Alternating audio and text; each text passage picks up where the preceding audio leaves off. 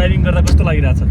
एकदम राम्रो रमाइलो भयो। दाइले राम्रोसँग सिकाउनु भयो होइन, अनि खासै गाह्रो लागेन। राम्रो ट्रेनिङ भएपछि त मजाले सिकिन्छ, खासै हार्ड हुँदैन। अब बाटोमा मजाले चलाउन सक्नुहुन्छ? एकदम मजाले अब सकिन्छ।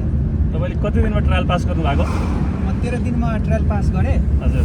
अनि 8 दिनमा म रोडको मैले त्यो सबै गरेँ।